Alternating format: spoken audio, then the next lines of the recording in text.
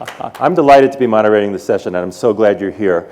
Aging not being something that's discretionary, it's of obvious major interest to everybody in the room. I've got to say, as somebody over 50, getting that AARP card in the mail is actually not something you feel good about. And it's interesting because you've kind of rebranded this period, the age of possibilities, and I want to talk to you about that. But for many people, people look at it with some degree of trepidation, and there are a lot of issues which we'll talk about in terms of just how well prepared this generation is for retirement and for the next stage. But why do you call it the age of possibilities, and what does that mean? Well, the age of possibilities refers to what I call a disruptive life stage. And the last time we had it was probably in the 50s when retirement became part of life's reward. And we called it a number of different things, but I think most people had that dream of being able to retire and not do anything, or only do what they wanted to do, and that was it. So that was quite some time ago, and that was really caused because of Social Security and retirement as the base of it. But also, it was due to the government's investment in schools and livable communities and all kinds of other infrastructure. So now, what is this one? What is this all about? This is about demographics, and it's about people's desires. So I'm going to talk to you a little bit about this. Let me give you some demographics. We're approaching a time where the 65 and older will outnumber children under 15 for the first time in history. 10,000 people a day are turning 65, and that will continue for the next 19 years. This is a big deal. People are living longer, they're living a healthier life, and they're waking up to this meaning of longevity and taking advantage of it. And so this is starting to replace the idea of retirement, or should I say retirement may have beat this life stage out, because many people are saying, how can I retire now? So this one is going to cause a big difference. Now the difference is this. People are getting to this stage and they're saying to themselves, I want more possibilities. I don't know if I want to retire. I don't know if I can retire. So what do I do? I want to live a life that I need to be able to understand more about me. What are my opportunities? And I want to take advantage of opportunities. And so that's why we named it the age of opportunities. There's so much more that can be done. So, not to throw cold water on it, because I think there is a lot to be said for the opportunity to take a look at another life stage and start fresh and think of new possibilities. Right. There are a lot of constraints on that, obviously, and a lot of the work you do at AARP is trying to manage and think about those constraints. One that's really obvious and that you focused on is how few people have saved enough for what you would call a traditional retirement. Some data that you've done, I believe, or at least you've cited, shows that 70% of people nearing retirement have saved less than $30,000 for retirement. I saw some data saying 50% had saved less than $25,000. That's obviously not nearly enough. Is that because of 401ks, or was it a big mistake to move from defined benefit pensions? Or, I mean, why is that going on, and what can we do about that? Well, let me finish the first issue. Sure. What I'm talking about when I talk about the age of possibilities are people's desires. And those desires can take form anyway. Now, there are not a lot of limitations, so I'm not going to underplay the limitations. But what people are saying is that I don't know if I really want to retire. I don't know if I want to do a number of things that have been traditional. I may want to envision myself doing something else. And so that's what it's about. This is the big change. People saying, I want to do other things, and I want to be able to figure out how to do it. Now, there are people who I would put on the continuum. There are people who are scared to death. They're scared to death because of their family situations, and I'll talk about that later. They're scared to death because of what you talked about, which is, where is my money going to come from? They're scared to death about health. And so I'm not underplaying that. The only thing I'm saying is that there are other people who are saying, I want more out of life. I want to understand what my possibilities are. I don't want age to interfere with my possibilities. Even though other people will talk about my age, I don't feel old. I feel like I'm ready to do other things. And what I want is some help to do it. And the question is, where is the help? And how do I get that help? And so there's no doubt that this new population, these people who are turning 60, 50 plus, whatever it is being fed, and they're continuing to ask the same question. What do I want to do with my life? What is my purpose? How can I help society? Basically, I'm not going to retire. I don't want to retire, but I want to contribute. And I need help in finding out how to do that in many cases. Now, what you're talking about, and if I get an opportunity a little later, I'll give you more information on what's happening and what the fears are in terms of retirement. Can I retire? And so when we get there, maybe I'll fill it in some more because it's going to has more aspects to it. So it's not just retirement. It is about how do I take care of my parents. It is about where does long-term care come from? It's about my kids can't find jobs and they're coming home. What do I do in this new family situation? So it's a bigger question than although we all need money, so I'm not going to underplay that at all. All right. So there are people who claim, at least, that there's an intergenerational war going on. I know you have strong feelings about that, but the notion that younger people are going to need to support older people, that there's too much money in these entitlement programs. How do you see the relationship among the generations going forward, and what do you see happening now? I don't see the warfare. I think it's made up. I think it's people who don't understand what's really happening in families. So I'll give you my perspective of the family. This may take a little longer, but I'll try to shorten it. But let me just take the typical family right now. Typical parents, baby boomers. Baby boomers now, I think the number is roughly 37 to 40% are now caregivers. And so they're trying to figure out, how do I take care of my immediate family, my husband or a wife, but what do I do with my mother and father? How do I get long-term care? The cost of it is astronomical. Access to it is becoming minimized. But I have that responsibility. Now, I was the caregiver for my father, one of the toughest jobs I ever had. But that's what they're thinking about. So from their perspective, they start out with, I now have to figure out how to care for my parents. That's going to be a long job. I don't know where I get it. I don't know. I can't get really any more insurance for it that doesn't rip my entire income apart. I've got kids that are still in school. And when the kids are in school, I'm asking the question, can I afford it? Can they afford it? How long are they going to be able to handle that? They're starting to come home. They can't find jobs. And you have grandchildren. And so the person that we're talking about, the couples that we're talking about, are well beyond just one thing. They're looking at society today and saying, it's changed so much. I've got such responsibilities. The question is, how do I handle it? What do I do with that? And so in that environment, I think this generational warfare is overblown. So I'll give you a story on the other side of it. And this has happened at Howard University. It was about 2 years ago. We had about 65 seniors getting ready to graduate who said they couldn't stay, that they had to go home. We thought the issue was money. So we had campaigns and we raised money to make sure that they could get through. More than half of them said, it's not about money. I have to go home and take care of my parents. Every time I talk about it, my voice gets funny.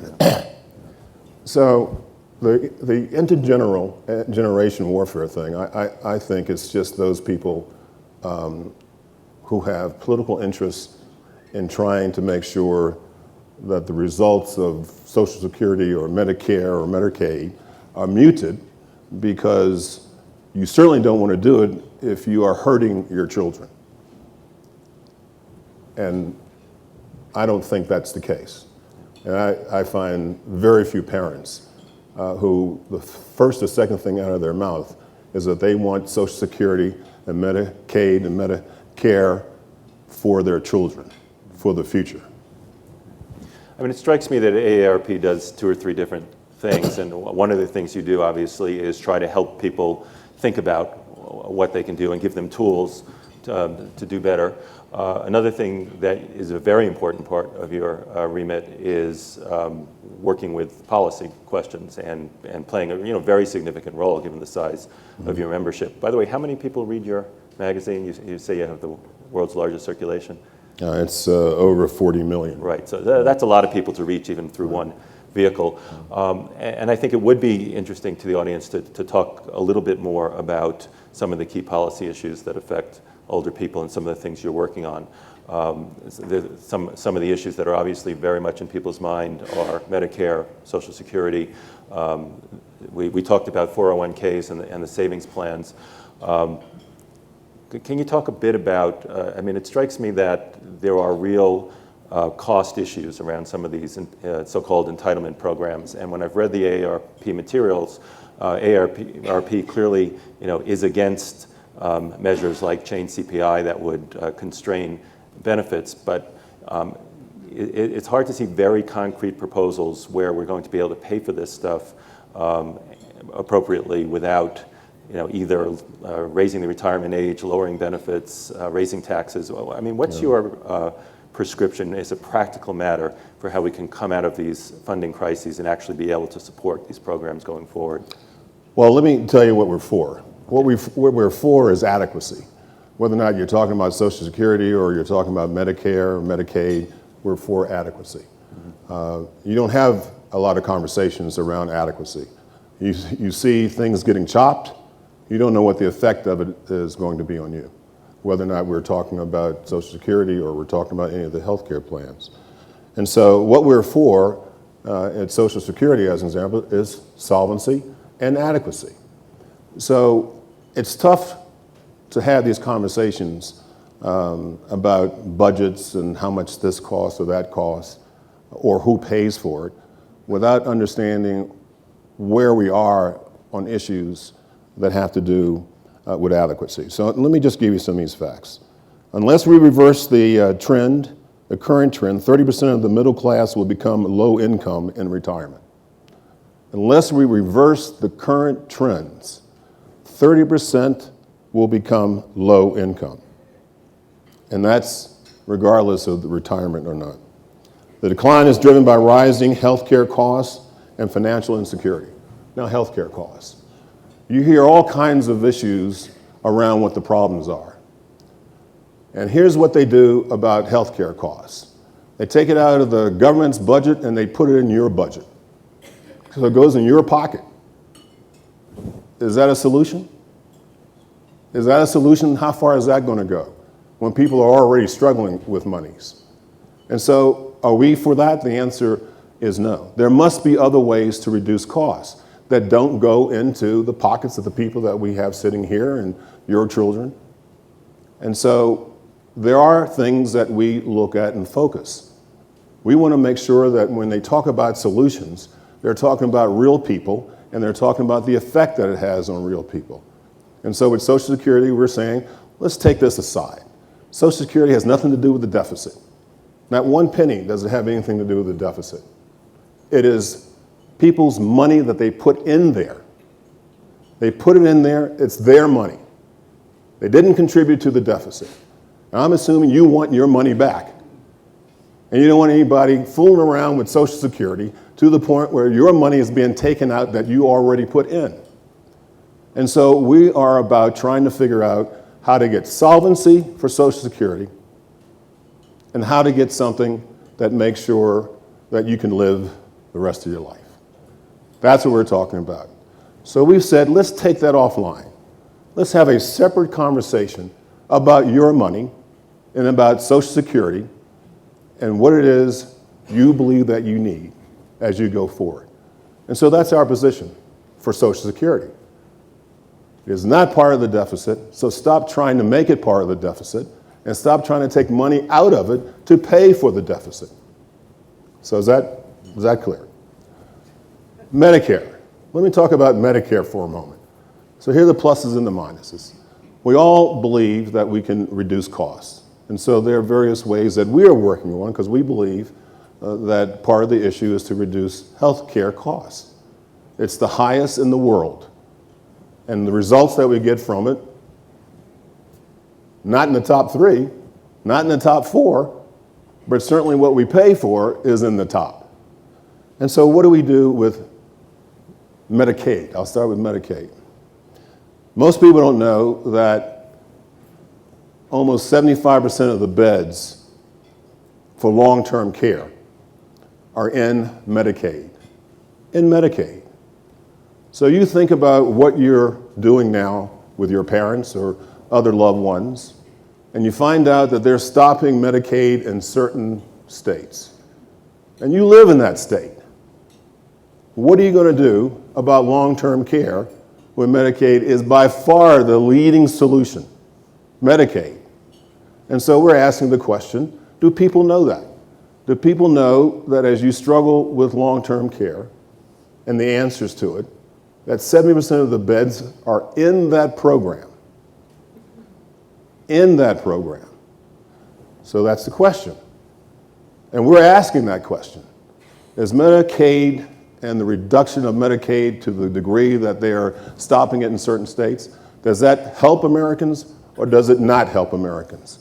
Is there a way that we can figure out how to bring the cost of long-term care down, the ability to use long-term care up? And we know that right now it costs more than an arm and a leg. You have to be almost broke in your savings account and your other financial accounts to be able to take advantage of it. Is that a system that we want? Or you would like to have a conversation about it? No more details as anybody stands up and says, the medical system that we have now is too costly, I agree, but nobody seems to be doing anything about that piece of it other than shifting it. But what we get out of it, do we need long-term care? Do you need long-term care for your parents? The answer is yes. How do we get it? Medicaid, yes. Right now, we pay an arm and a leg for Medicaid. But the system is set up like that you end up paying an arm and a leg. Are there ways to reduce it? Yes. Do we want to do that? Yes. So our view is a view that is for Americans, which is, how do you get the needs that are obvious? How do you not get all the costs being thrown into your pocket? How do you help your parents? Do you want your children to be able to help their parents? Which means you, sitting in this room. If you can't afford it, it's normally a family thing. And if that goes away, we're all sitting here worrying about the same thing. How much money? How long can will the money last? What do I do about long-term care? What's happening with my children? How are my children going to help when the time comes? This is what we're fighting for. So the demographic change that you started with, one of the key aspects of that, of course, is that people are living a lot longer. So there are those who suggest that as a result of that, the triggering dates for entitlement programs should be later, that at the turn of the 20th century, people lived to 45, 50 years old. Even since these programs came into effect, people lived, 10 or 15 years longer. So why shouldn't the ages be pushed back? Because many people feel as if that would help enormously with the financial with paying for those programs. That's one of the things that's always been put on the table. Other things have been put on the table. I think the question is, when you get to be 90 years old and you don't have any Social Security, what do you do? Now, that goes into the middle class because the middle class is being hit also. So the same question is, do you have adequacy in your older years? But you would oppose, AARP opposes pushing the age back, right? We oppose items that don't fix the system. Right. Pushing the age back only affects who? People in this room, your children coming up. So the real issue is cut the costs in ways that are intelligent. Yeah. Let's look at that. Let's understand why we have the highest pharmaceutical costs in the world. Let's understand why the pay systems are not based on health outcomes, but they're based on how much more you can put on the bill as you're getting all these examinations. Yeah. Those are things that I think are helpful. Those are things that I think are needed. That's what we're trying to do, which is to help fix the system. Because this is a topic that's of such personal interest to people here, we wanted to open it up to a broader conversation much quicker than usual, so we're going to do that now. There are microphones coming around, so please wait until you get the microphone before you start talking. We've got somebody here in the back, and a microphone is nearby. Thank you. I heard that people aren't saving enough, or actually not saving at all for retirement, and also that the Social Security is not adequate to pay for the cost of retirement. So what is your solution to that dilemma? I understand the problem, but what is the solution that you would propose to remedy that for those who are actually not 30 or 35, but who are 50 plus, who really can't catch up on retirement savings and who are subject to the system pretty quickly? So let's again look at the causal. Why are the retirement programs slowly, but an increasing acceleration, going away? So let's take Rhode Island. People retired in Rhode Island. They've been retired for several years. Now, I'll be more cautious about it, 3 years. But almost 50% of their retirement was cut in the middle of their retirement. You have California, retirements are cut. Oh, by the way, state schools are now $40,000 a year. So nobody's asking those questions. How do those things happen?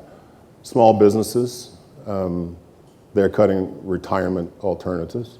Big business are cutting retirement alternatives. So the question is, how do you have a vibrant America when many of the leaders who can help solve the problem around retirement and security levels are going in the opposite way? And so we believe that part of our mission is to figure out, how do we get better retirement outcomes? How do we get better savings outcomes? How do we answer the question that you're asking us? We believe it's in our mission, and that's what we're trying to do.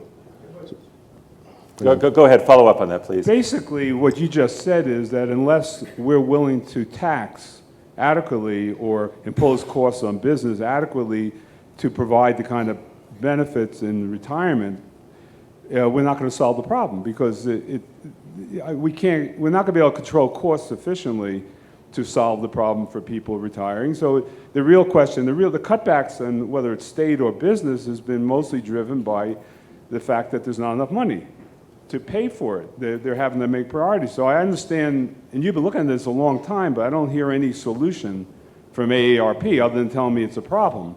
That's not very constructive. Well, I'll give you an example. I believe that we still incent corporations for jobs that are sent over to the rest of the world. And you sound like you understand that portion of it. I've always asked the question, why don't we incent corporations to bring jobs back to the U.S.? As an example, we're talking about reality today. What we're trying to do is try to change some of the reality of today.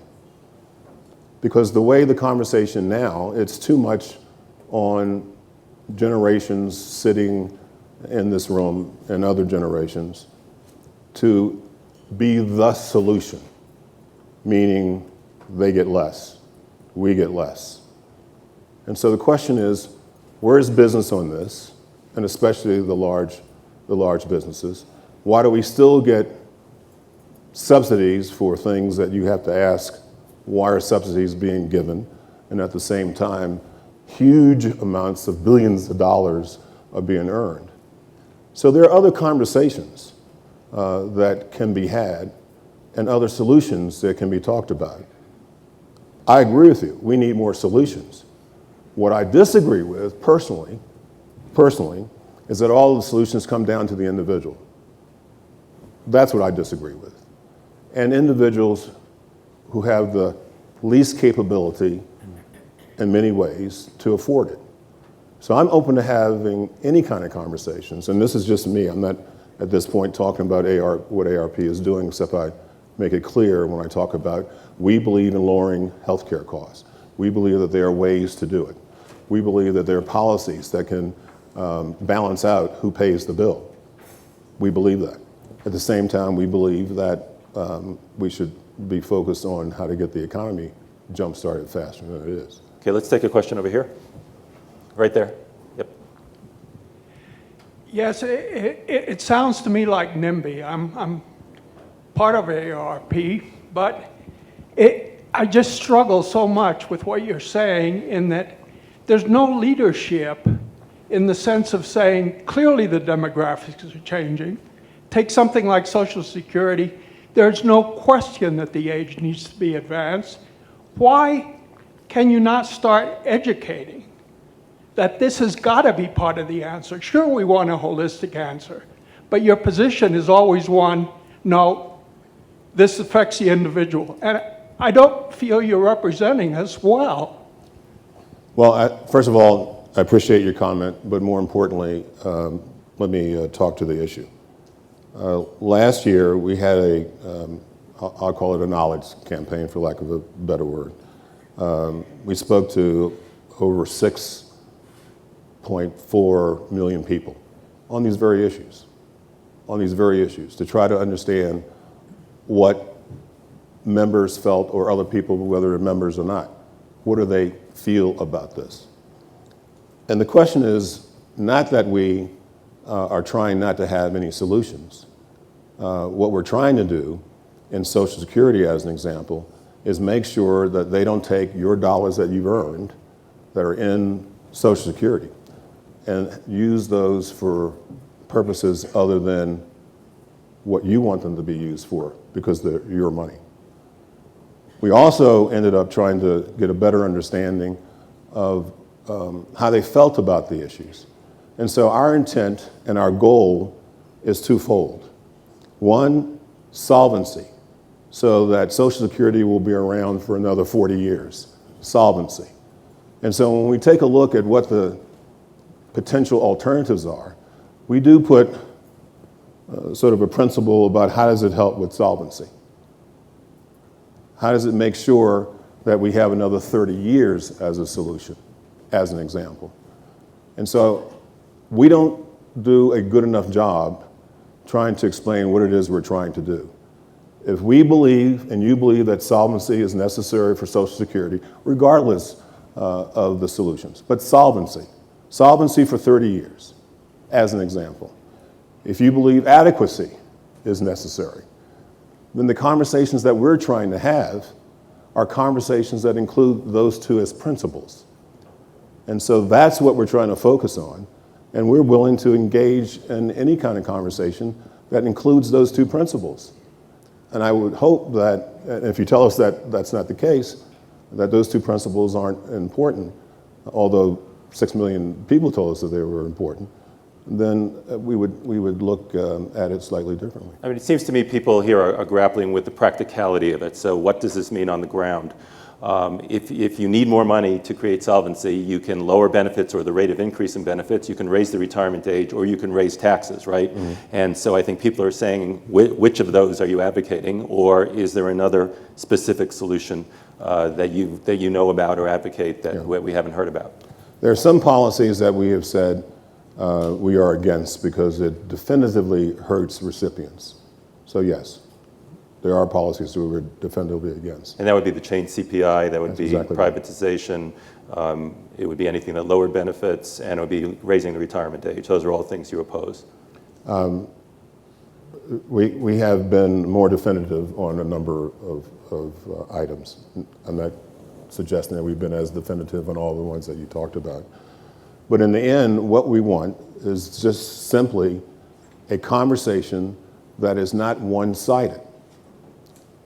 We want a conversation that involves the things that you're talking about. That's what we're trying to have.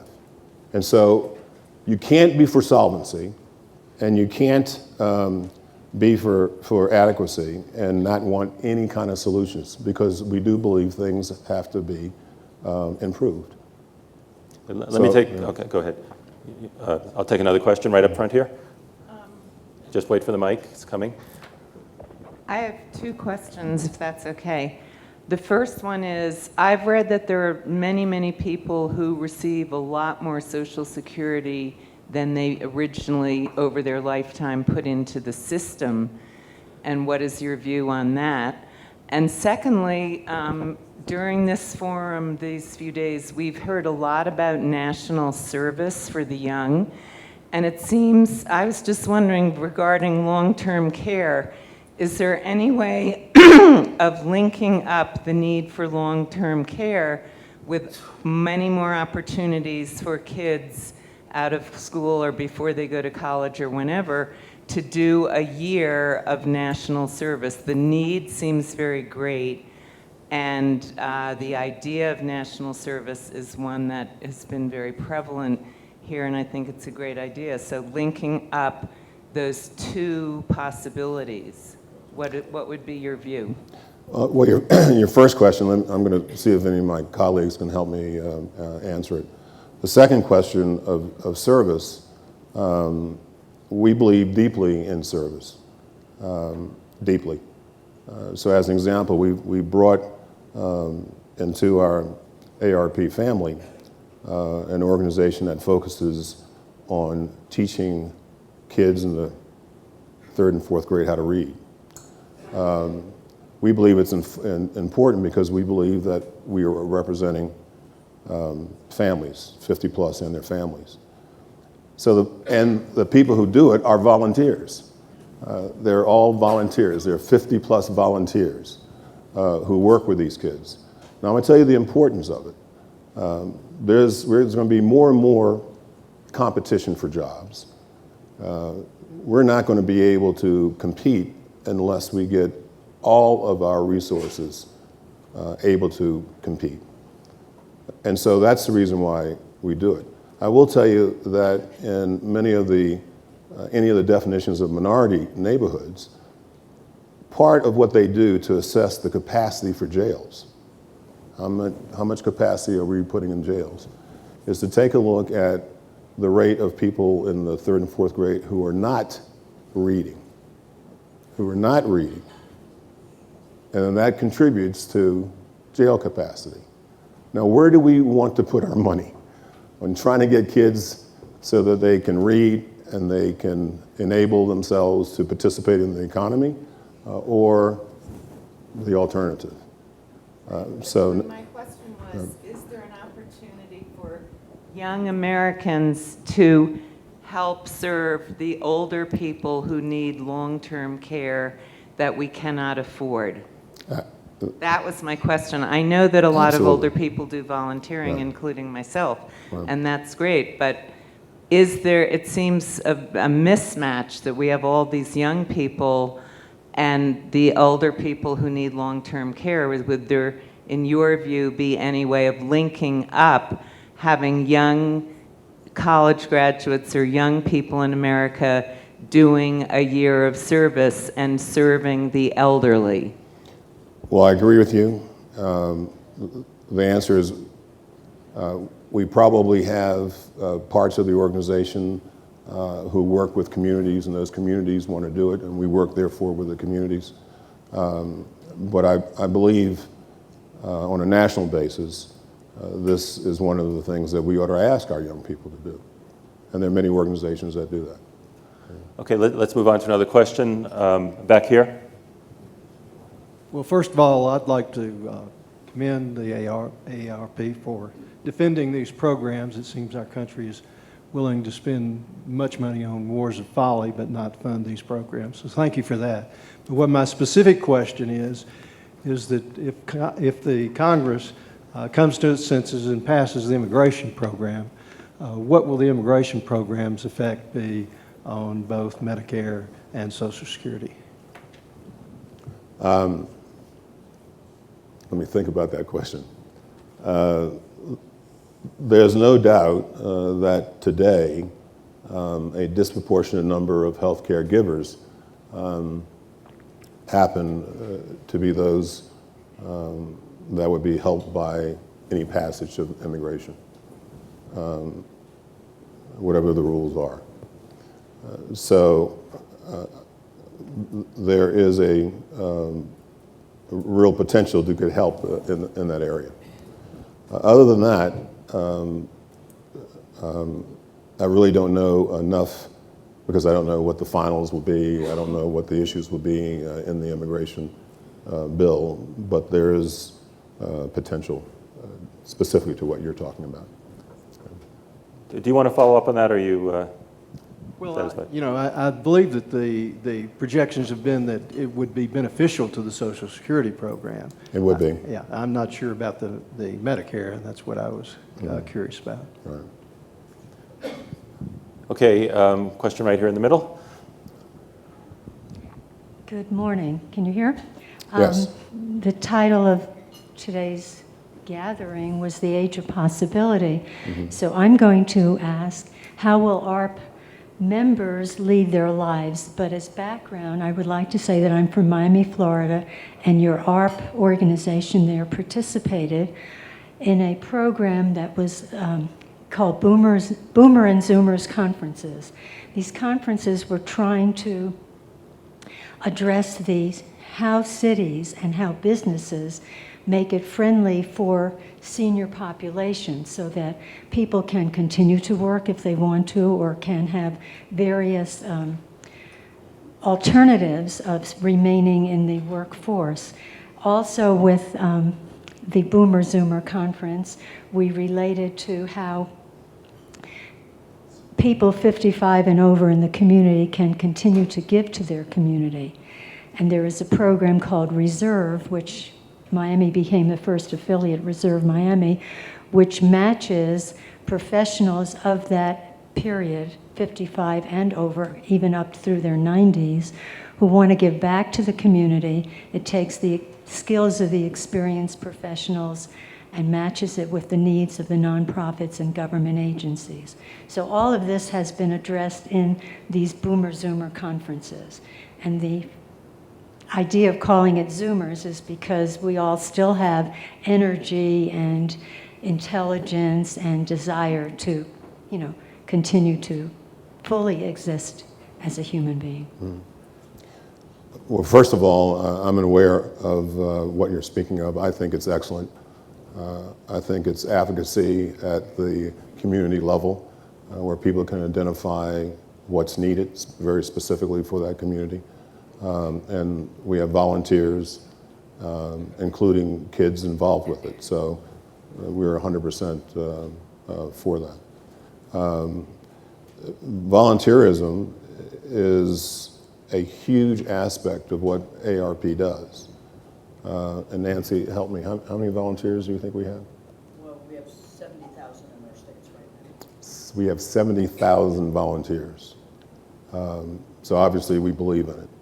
We also believe that when you talk about relevance, you get the highest relevance at the local level, at the community level. And so our strategy going forward is to make sure that much of what we do is well understood, and we will figure out how to use the volunteers to help in the prioritization that the communities have, so that we're seen as understandably working with the betterment of the community. It may be different in Tampa than it is in Texas or in California, but that would be part of what we believe is helpful. Let's get a couple more questions. Right over here is fine. It seems to me that the two principles that you spoke of, adequacy and solvency, in many cases those are conflicting. And I think that's a difficult situation for yourself, for AARP. You mentioned you have 40 million readers. I think that AARP has to take more of a leadership role in working with Congress. This is a political issue in many cases. And I think that AARP is in one of the most important roles of being able to affect the future of the entitlement programs. And that there should be more leadership and more risk taken by the leadership of AARP in taking a position and working with Congress. Good comment. I would never say no to that. We agree with that. Yeah. Okay, back here.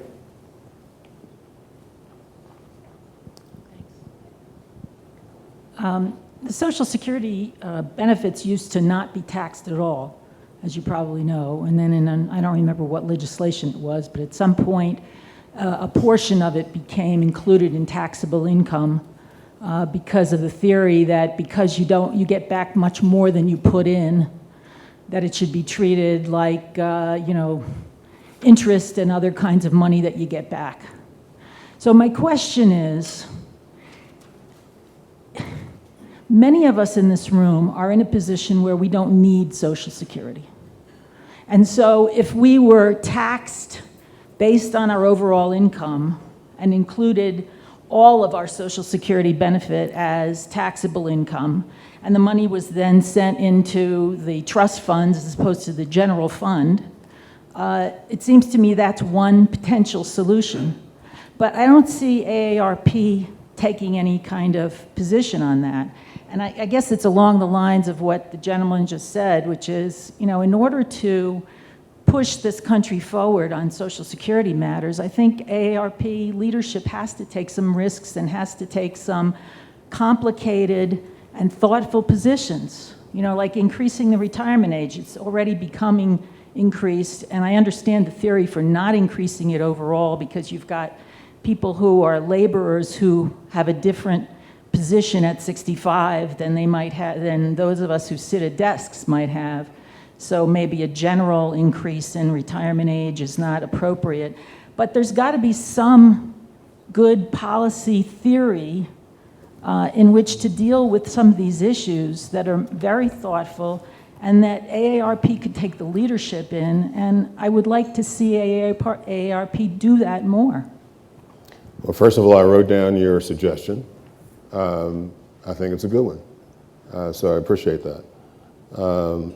The second thing is that you should not walk away thinking that we are not in touch with Congress or the Senate on Social Security issues.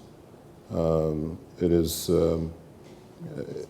where we spend a huge amount of our time.